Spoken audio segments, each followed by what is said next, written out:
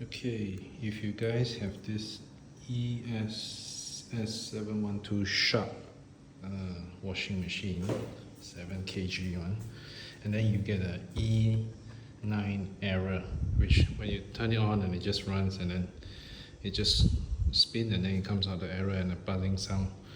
So there's most likely, from what I checked online, the error probably is because of the water level sensor.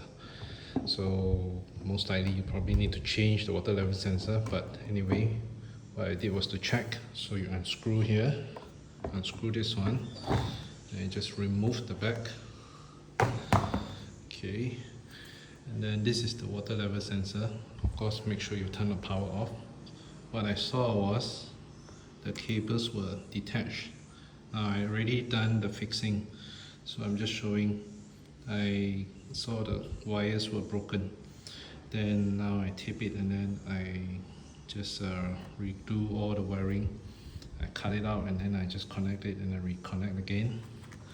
And then now we can see whether it works or not. If it works, then that's great. So turn the power on. Turn this on. Yep.